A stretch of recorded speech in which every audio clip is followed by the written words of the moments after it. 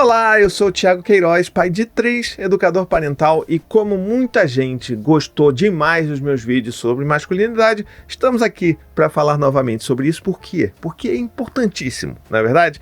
Hoje eu queria conversar com vocês sobre a saúde do homem. Não da forma, tem que ir para academia, tem que malhar, tem que secar e não sei o quê, até porque faz algum tempo que eu não vou para academia. Mas eu acho que a gente precisa conversar sobre a saúde do homem de um ponto de vista mais amplo, que é uma coisa que eu tenho pensado muito, principalmente depois que eu me tornei pai. E olha, eu tô de propósito não soltando esse vídeo em novembro, por causa do Novembro Azul, porque eu acho que esse tema é um tema que a gente tem que abordar o ano inteiro. Da mesma forma como a paternidade, eu acho que a gente tem que falar o ano inteiro, não só em agosto, a saúde a gente não deveria estar falando só em novembro, tá bom? Mas vamos lá então.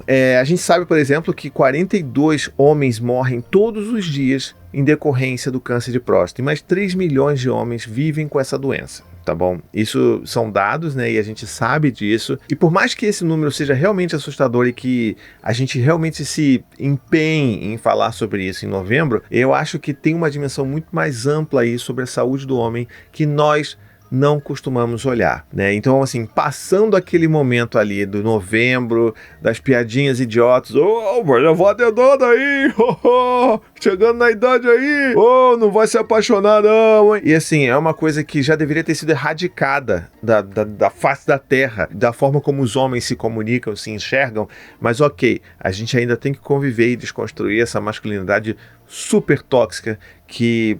Essa inclusive é uma prova bem, assim, clara de como a masculinidade tóxica adoece e mata os homens, porque é por causa da forma como a gente foi ensinado a ser homem, com a forma como a gente foi socializado desde criança, com essa coisa de menino não chora, você tem que ser forte, caiu, levanta, não foi nada, e essas coisas todas, isso faz com que nós, quando crescemos, nos tornemos esses seres grotescos de Neandertal que a gente não consegue olhar e se cuidar. E a gente acha muito bizarro quando alguém faz isso. Então, assim, quando a gente fala da próstata, do câncer de próstata, isso é uma problemática imensa, mas não para aí, A gente tem que aproveitar para falar sobre aqueles caras, por exemplo, que não fazem nenhum tipo de check-up, que não vão ao médico, que não marcam suas consultas, que precisam que suas esposas marquem as suas consultas. Meu amigo, se você que está vendo esse vídeo, se você é essa pessoa, para agora com isso. Assuma a responsabilidade sobre a sua própria saúde. Você não tem que depender da sua esposa, da sua mãe ou de pessoas que representem figuras maternas na sua vida para cuidar de você. Você já é grande o suficiente para cuidar e para se amar. E quando eu falo se amar, é muito um ponto que também bate muito profundamente dentro de como nós homens somos ensinados a performarmos a masculinidade, A gente tem essa coisa de, porque eu sou forte, não sei o quê, olha o meu corpo aqui, meus músculos e tudo mais, mas de fato a gente está só escondendo tudo isso para não ter que lidar com nós mesmos, A gente não tem que olhar para dentro e descobrir se a gente se ama mesmo ou não. Porque, na verdade, se você não se cuida, se você não tem os mínimos cuidados com a sua saúde, com o seu corpo, talvez você não se ame tanto assim. Então, eu acho que passa por toda essa desconstrução que eu comecei a viver muito mais intensamente depois que eu me tornei pai, porque eu comecei a pensar sobre tudo isso, ainda mais sendo pai de menino e me preocupando com todas essas coisas. A gente, quando se torna pai, a gente começa a ter medo, Quando a gente tem filho, de uma forma geral,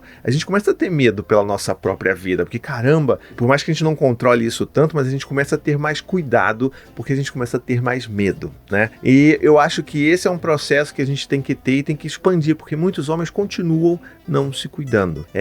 Eu conheço principalmente homens da geração anterior, familiares, amigos, pessoas de trabalho, que a esposa tem praticamente que montar um esquema de guerra para o marido ir no médico fazer algum exame, porque o cara sozinho não vai, porque ele rejeita, porque ele não quer, porque ele acha que não precisa.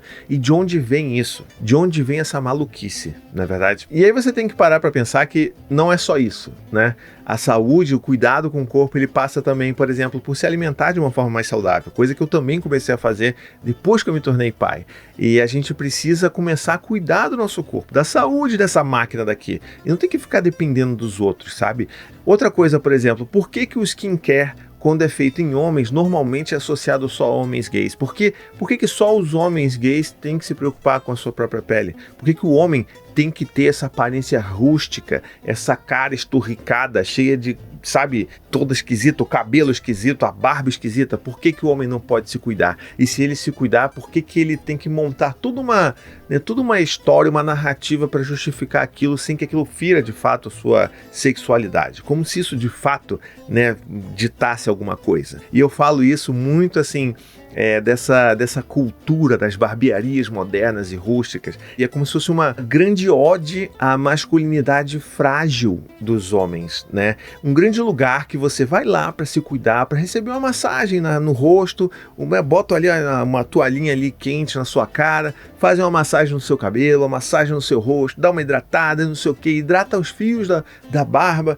mas tudo tem que ter madeira, tem que ter uns negócios de ferro, tem que ter umas revistas de mulher pelada, porque para todo mundo se reafirmar. E eu acho isso uma das coisas mais bizarras dentro desse universo masculino, vamos colocar dessa forma. Tanto que eu nunca curti muito essa ideia de você tá ali, você tem que conversar, e você tem que meio que se portar como um ogro. Eu tenho um small talk, tipo, eu nunca consigo, então eu prefiro 1000 vezes ir num salão, né, de cabeleireiro normal para poder ter ali os meus cuidados feitos por pessoas que não tenham que performar coisas esquisitas sobre a masculinidade. E dentro desse cuidado também a gente tem um cuidado com o interno, não o interno do corpo, né, mas o interno dos nossos sentimentos, né? E é uma coisa que acho que é a coisa que mais fica por último lugar, quando é vista, é o nosso interior, né? Ou a nossa mente, os nossos sentimentos. Isso daí, normalmente, nunca nem é visto.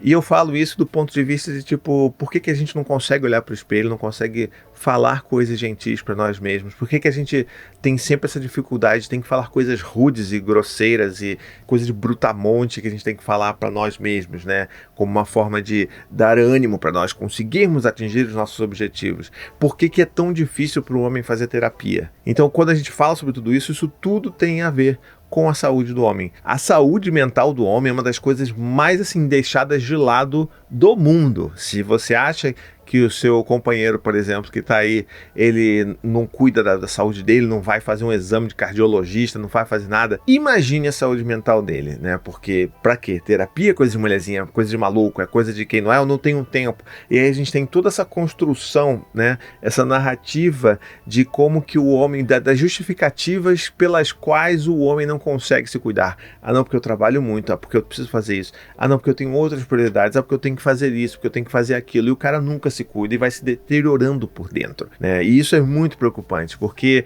na verdade, a forma como a sociedade, né, o patriarcado, ele é montado dessa forma, para que os meninos eles são ensinados dessa forma, porque eles precisam ser essas máquinas de trabalho que não reclamam, que são fortes, que não falham, que não dão defeito. E se o cara começa a olhar isso, ele começa a perder o lugar dentro desse papel do que é performar, do que é ser homem, né? Então, é extremamente triste você ver tantos homens adoecidos psiquicamente, que constroem realidades paralelas dentro das suas próprias cabeças para poder lidar com os sofrimentos que estão ali, coisas das próprias infâncias que eles nunca puderam olhar porque nunca lhes foi dada essa oportunidade. E é de se esperar que eles não vão fazer esse tipo de movimento depois de adultos, porque é demasiadamente dolorido. Então eu acho que esse aqui deveria ser um início de uma discussão pelo ano inteiro, de como que nós homens precisamos nos cuidar. Se você é homem vendo esse vídeo, eu queria muito que você comentasse aqui e colocasse uma coisa que você fez recentemente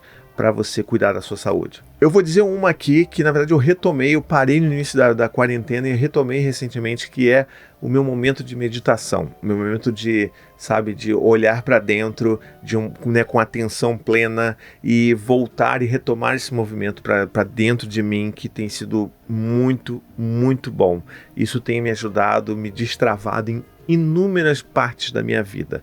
Então fica aqui, inclusive, a minha sugestão de coisa que você pode fazer aí. Comece a procurar uma meditação. E meditação, você não precisa ir para um centro de meditação, você não precisa se tornar o guru da meditação. Você pode simplesmente parar por alguns momentos, se concentrar na sua respiração, fechar os olhos e tentar livrar a sua mente de todos os pensamentos que acontecem ali a 1000 km por hora. Isso é uma ótima forma de você começar a cuidar da sua cabeça, tá bom? Espero que esse vídeo tenha feito sentido para você. Se você está assistindo aí, você acha que alguém precisa assistir esse vídeo, marca aqui, manda o link do vídeo, tá bom? Faz tudo que você quiser, curte, me acompanha, segue para os próximos vídeos, você sabe como é que é, tá bom? E se você curte muito o meu trabalho, você pode inclusive se tornar um apoiador dele. Com apenas R$ 15 por mês, lá no apoia.se/paizinho, você pode se tornar um apoiador no meu trabalho. Olha que coisa linda! E você, junto com mais tantas outras pessoas, ajudam esse trabalho a continuar, né, com qualidade, com conteúdo importante, com conteúdo relevante, e você, é claro, tem as suas recompensas, dentre eles o nosso incrível grupo de apoiadores, né, um chat secreto lá no WhatsApp que a gente troca ideia, que a gente se acolhe, que a gente se ajuda e que é lindo demais, tá bom? Um beijo, até a próxima e tchau, tchau!